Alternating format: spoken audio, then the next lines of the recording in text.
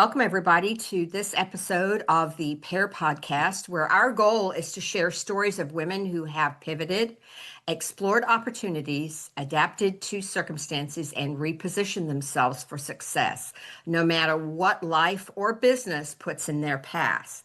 And today, I would like to say welcome to Jean Hamilton-Fford, who currently resides in my birth country of England, and I reside in her birth country of the United States of America. So we kind of have a flip-flop situation here, but welcome, Jean. Thank you so much, Jillian. I'm excited to talk with you Yes, today. I am too. I met Jean probably about a year and a half, maybe 2 years ago. And we've worked on a couple of different projects. So it's been interesting to get to know you. And Mm. so I'm interested in digging into your story to share today and how you got to be where you are.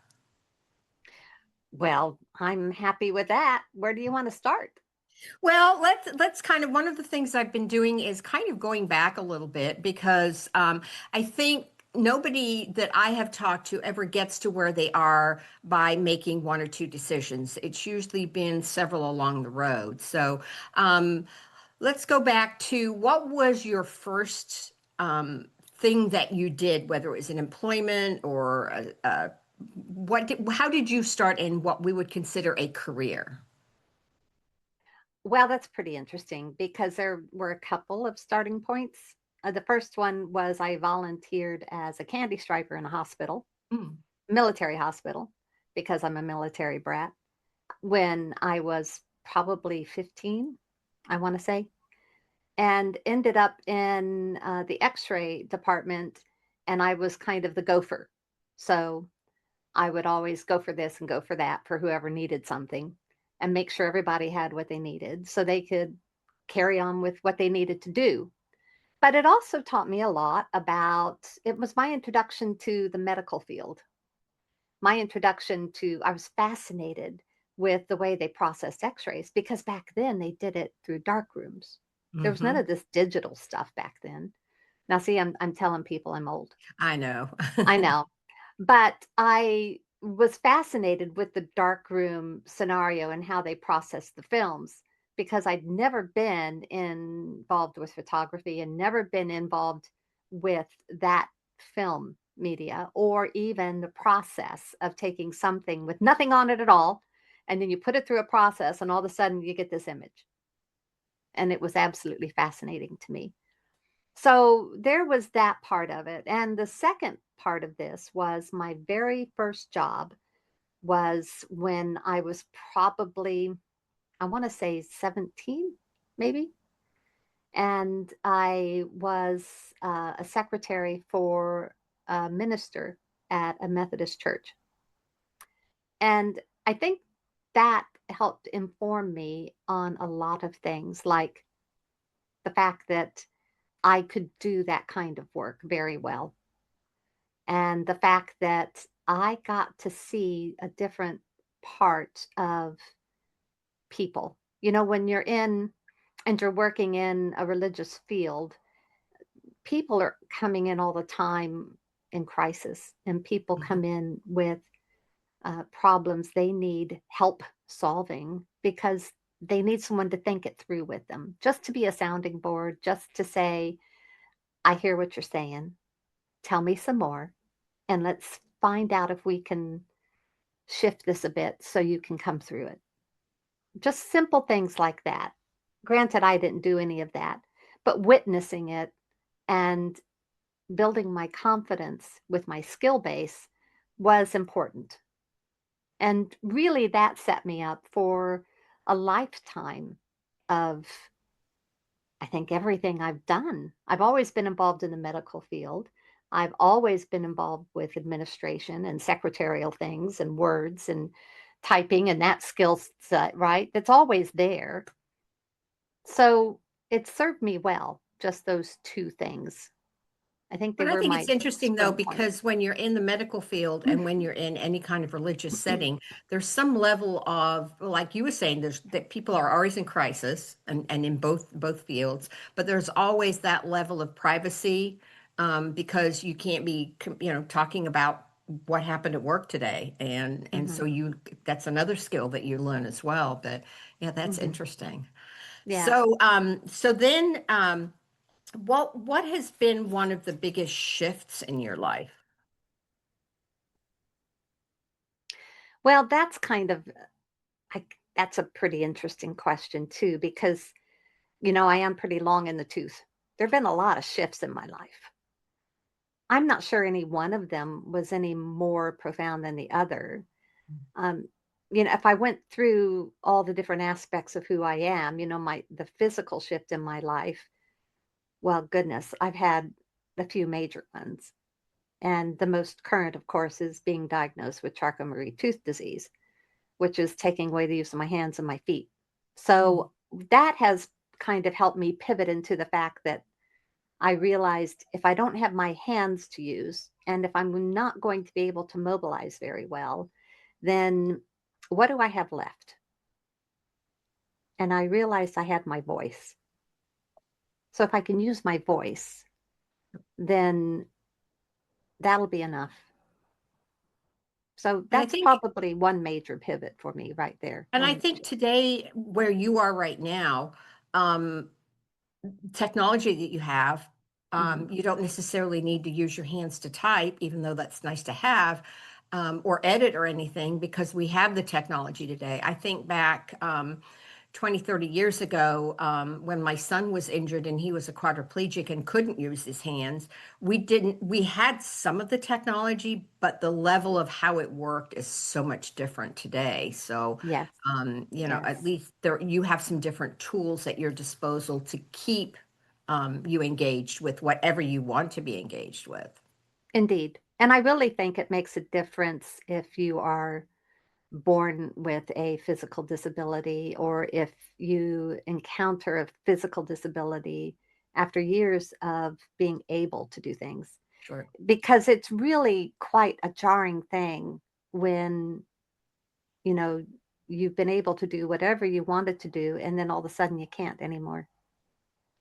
It really does upset the apple cart in a lot of ways. It's just not physical. Now, granted, if you have a child who's born with a disability, it upsets the family unit, but that child knows nothing other True. than, the way they are. And children are so much better at adapting to their circumstance and to their physicality. And it amazes me the way children can do that. And yet adults seem to have the hardest time with And it. we kind of get stuck in our ways, I think. We expect things to stay the same and function the same. And, then these things come into our life and it's like, no, it's not going to happen. No. And of course, the older we get, as we both know, even some of the things we still can do seem to take a lot longer.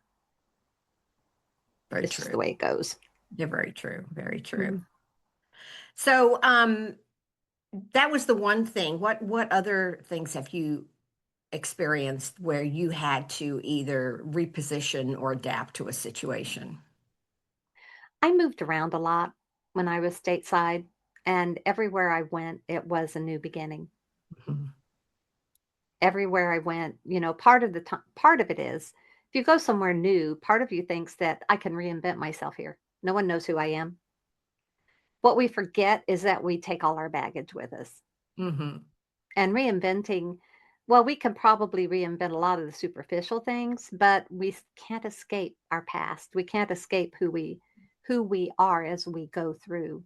That all comes with us. And I think the challenge there is to remind ourselves that it's not good or bad, but it's something we need to deal with and we need to manage and we need to decide what we're going to keep and what we're going to let go of. We can't change who we were, Yeah. but we can certainly change who we are. And reinvention of who we are, if you start with the inside first, it's more durable and it's more engaging than trying to change your outward appearance or, a new label, that kind of thing, isn't it? That's all superficial stuff. So So, that's where you are today in the things that you do, when did that get started? How long ago did that get started? 'Cause I think both, you are an author and a producer. And I believe that you've been writing for many years, even doing some writing with your husband. Um, Hmm. Hmm. so that's been around for a long time. When did that kind of become something that you're like, oh, this might be something that we could do? Or did you decide to do it together, or did it just happen? Well, I've been writing since I was a teenager. I started as a teenager because kids are always trying to figure out who the heck they are, especially when they hit the teenage years. It's my goodness, we don't know who we are then. Preteen, we're just going along for the ride pretty much. And a lot of kids at that age don't know who they are, but they don't care. But Right. once you hit your teenage years, it's like, I got to figure this stuff out. Who the heck am I? And you start with that introspection a bit. If you have the time, that's the luxury. The luxury is time, and time for quiet and time to reflect. And kids these days don't have that. Mm, I really feel sorry for them because I had the time, but that led me to trying to verbalize it. But in the household it wasn't safe to verbalize it. So I wrote it down and I wrote mm, poetry. So I started writing very young. And throughout my life, writing has served me very well. I've ghost written for an accounting firm because the accountant was from India and the command of language wasn't as great. So I got to know them very well and could write for them. And they would read it and do what they wanted. They could approve it or whatever. That didn't matter to me. I just did my best for them. right. So, it has served me well over time. And when I got married to John, we've been married for over 25 years now, but we had to find something we could do together. And part of it was we met over the internet because he was writing and he would send me his stuff and I would read it and edit it and we would talk over the phone and I would say, "Oh, that's pretty redundant. You got to get rid of that stuff and really think about where you're going with it." And my goodness, would he ever resist that? But we have written books together. I've written books, of course, on my own, and I think writing is probably the one thing I can always go back to. Yeah. It's a great way to find clarity. It's a great way to share not only who you are, but a great way to share wisdom, insight, comedy, drama, whatever you want to, and engage with people at a level of a little bit of escapism for things that are fiction and nonfiction. Hopefully, you're engaging with them in a way that may shift their perspective enough so they can help themselves. That's the idea of all nonfiction. It's a And reference to I help. think it goes back into what you were just saying is that introspection, because I noticed, I've gone through a couple of your books and you leave space within that for people to reflect on, what this means in their life. So you're Hmm. not just giving them information, but you're giving them an opportunity to see, is this something that you can use in your life? And Hmm. I think that's very helpful. Hmm. And it's not just I'm standing here giving you this. It's like how can we work on this together? So um, Hmm.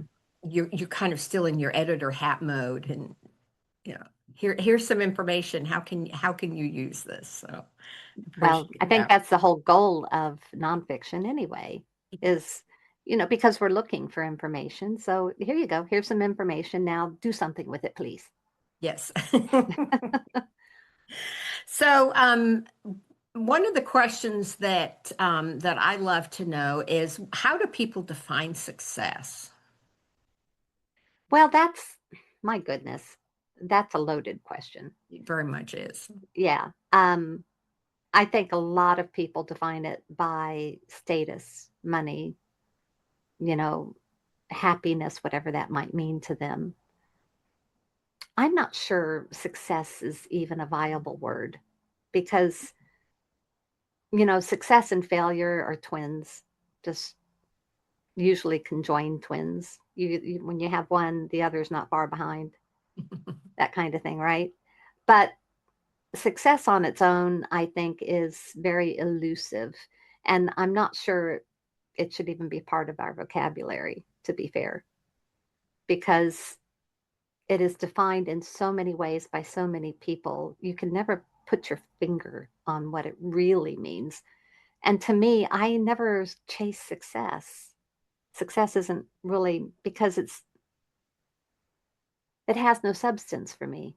It's almost, I think sometimes, like what you said in the beginning, people, it's like, do you have enough money? Do you have enough recognition? Where are you in society? And it's really a moving target. It But is.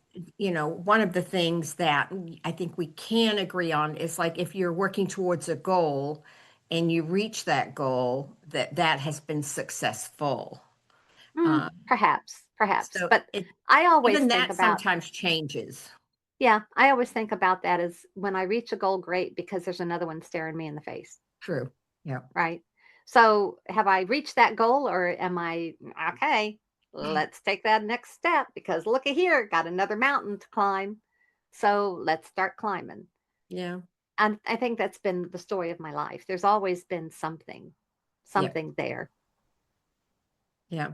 So, what kind of support systems or tools have you found either beneficial or helpful when you're in transition or you're working on something that's extremely challenging?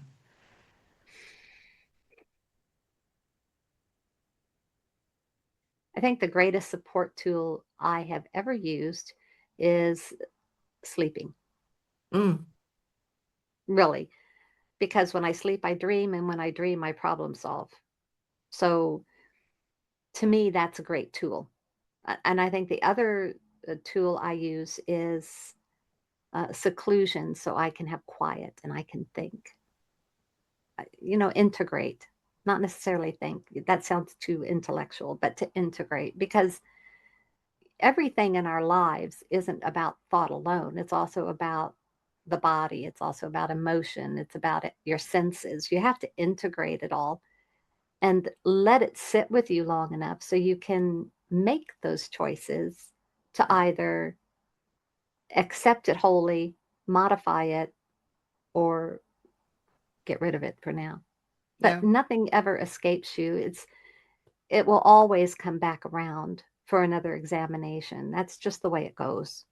And Yeah. it's It's nothing to interesting. fear. It's simply to say, okay, show me what I need to know. Come on, and let's move on because life's too short to sit Oh, here all the time. definitely. Definitely. Yeah.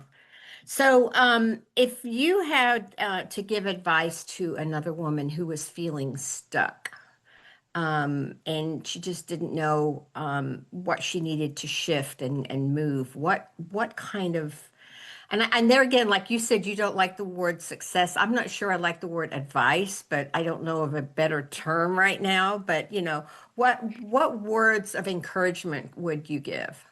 Well, I'm called the great nudger, right? I don't give advice. What I do is ask questions and ask questions that are designed to help whoever I'm speaking with think about what I'm asking and in the way that they want to answer it. Because it's important for people to have good quality questions coming their way that will help them move just enough to get them going. When you're stuck on anything, if you just start, it opens the door to momentum and it helps you keep going. And all you need to do is focus on that one start. Let's get started. What's the one thing? The one thing. It's not advice. It's like look around you, look at everything in your environment. Let's look at your physical, mental, emotional, financial, spiritual states. And let's say to ourselves, what is the one thing that pulls it all together or will unravel it for you? Mm, Let's look at that because that's where you need to start. Yeah, good point. Yeah. No, and I think too that when you're able to ask questions, it can maybe get somebody to think about something in a way that they hadn't been thinking about it prior to that. And so Well, that's where you're. language is just vitally important. And if you can introduce some language that will open the door to curiosity, that's really where Mhm. you want to start. So that's where your nudger comes in. You're nudging them into curiosity. Mm, yeah, it always helps. So if you is there has there been one thing that you wish you could have done that you hadn't, or have you constantly been kind of in a space where, like you were saying, this is your next big mountain? Was it a choice, or was it just something that arrived in front of you and you had to address it? Or was it a deliberate move in one way or another? I think we're all looking to escape our lives in one way or another. And sometimes we take a path that leads us down a road of, oh my gosh, I can't believe I did that in a good way. And sometimes it's, oh my gosh, I can't believe I did that in a bad way, right? Whatever that means to you, good or bad. There's no regret. I mean, I have nothing in my life to regret. And at the same time, you know, looking forward is what has served me because you can dwell on the past. But if you dwell on the past, there's no way you can move forward. True, very true. Yeah. And if you dwell in the past, you're always going to live there. And the past is nowhere you want to live. You really need to appreciate where you are right now and to decide for yourself in whatever way you can who you want to be, what you want to do, where you want to go, and then take that one thing, one step in that direction. It's all you really need to do. Yeah. So let's talk a little bit about where you are now and what you're doing, and maybe what you have coming next. um, well, we know each other fairly well, Jillian. You know that my life is about caregiving because my husband is bedbound. So that's a 24/7 thing. And mothers out there will understand the fact that you're really not off for 24/7 because you have to Right. keep one ear open all the time. Um, so there's that part of it. And then there's the disability I'm dealing with where I need to manage my stress levels and make sure I get plenty of rest because it's exhausting. But beyond that, I have 30 odd books on my plate to write and get out hopefully this next year. And I've already produced several this year. Yep. So, I mean, I just published one already and that will continue. I think writing will be my focus for 2026 more than anything. I've told the network I won't be producing any more shows for them. And so for now, that door is closed. But I will be doing podcasts in the new year. I hope to start a podcast with a group of ladies next year that will mm, be very interesting conversations. Um, the name of it is Rooted Voices, Sacred Bones. So I Okay. hope that will bring out some very interesting conversations with ladies. Beyond that, I have my podcast, Beyond Irresistible. I have several ways people can get in touch with me, and I'm creating websites so that people can engage with me in different ways. I have my books to do an audiobook for one of the websites, Mm. and I'm just working on writing, creating, doing that kind of thing. Yeah, I'd be interested in that because I know that in the past I've always been a physical book person. Hmm. And then I went to electronic books because when I travel, it's a whole lot easier to take one tablet and read off that than take, 10 or Hmm. 6 books with me. And now recently I've gotten into audiobooks. So, Uh huh. Uh-huh. as we change, it's nice to be able to deliver whatever messaging we have in multiple formats. So, Yeah, cool. exactly. Interested Yeah. in listening to that. But those So, aren't going to be on Amazon. Those will be on the website. So I'll have a way for people to download. yeah, that's nice. So, is there anything that we haven't shared or talked about here that you would like to add before we finish this up? I don't know. I don't think so. I know one book I'm working on right now is my story. Mm, I never thought I would ever write my story, but I think I heard something, saw something more than once recently that reminded me that everybody has a story and mm, everyone's story is important. Not necessarily the graphic details, but it really the story about what you did, what you experienced, let me put it that way, and what you did for yourself to really get through it, mhm. to help you move forward, to give people some hope, some inspiration, some ideas in whatever way you can. Just help and serve, really. Yeah, so And you're kind of taking them with you on your journey. that's, well, kind of, that's the hope. But, I write differently than a lot of people do. And I have no intention of sharing all the sordid details of my life as much as what I'd like to do is serve people in the way that I feel would be a wonderful experience for them. Cool. Awesome. And if anybody's interested in connecting in with Jean or learning more about all of the things that she's into, check our show notes out because we'll have her contact information in there, how you can get a hold of Jean and how you can learn more about the things that she's been doing. So thank you so much for spending time with us today. We appreciate it and getting to know a little bit more about who you are and what you do. Well, thanks so much, Jillian. It's been a real pleasure. It has. Thank you.